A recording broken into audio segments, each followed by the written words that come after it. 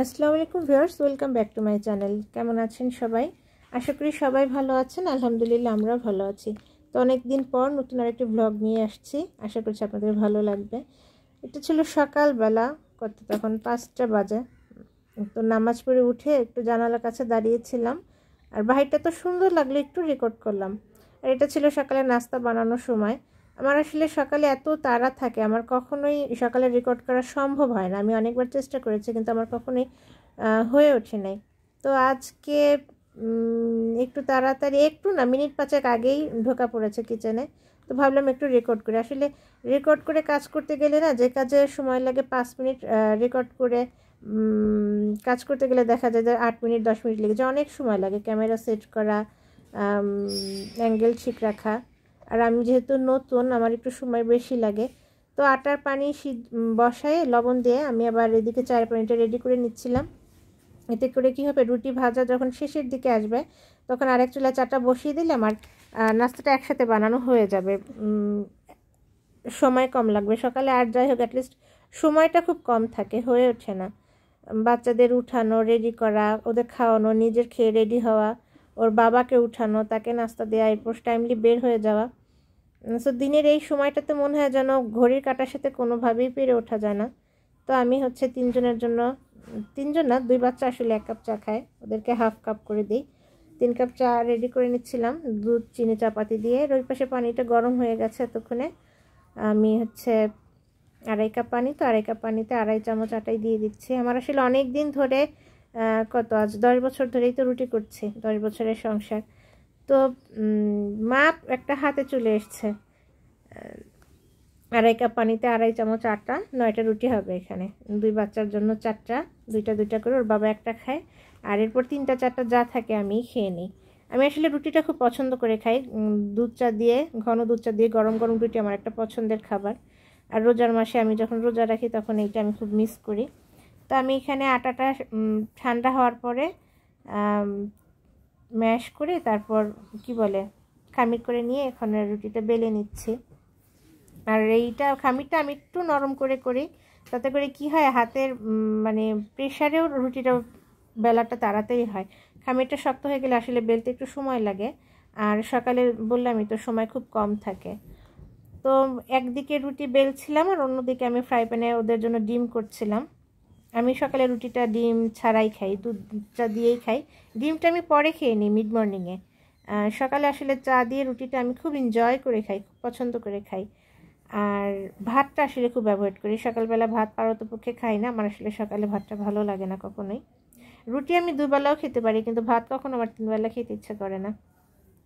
তো আমার আর ক্যামেরাতে স্ট্যান্ডে বসানো ফোনটা, তো বারবার আসলে ঘুরায় ঘুরায় রেকর্ড করা হয় নাই, যেহেতু সময়ও কম।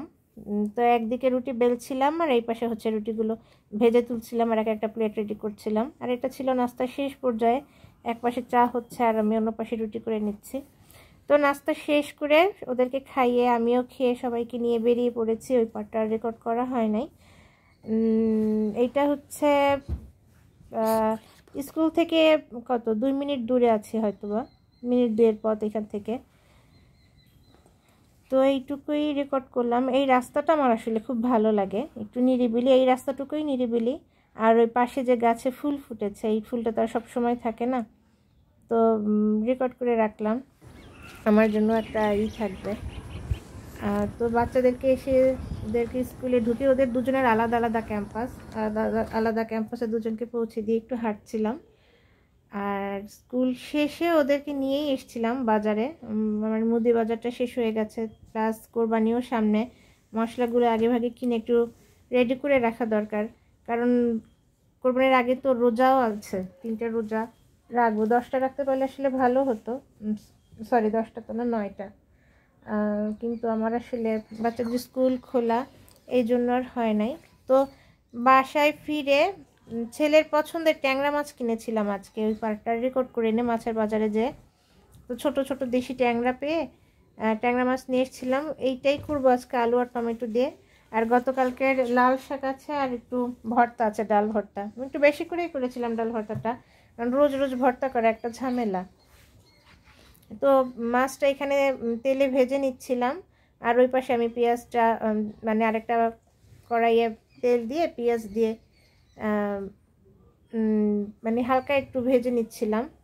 এইদিকে আমি না ফ্রাই প্যানটা আজকে করা হয়নি, ভালোভাবে গরম করা হয় নাই। ভালোভাবে গরম হওয়ার আগে আমি মাছটা দিয়ে দিয়েছি, যার রেজাল্ট আমি এখন পাচ্ছিলাম। মাছটা সহজে উঠতে চাচ্ছিল না, বা দুই একটা মাছ একটু এদিক ওদিকও হয়েছে।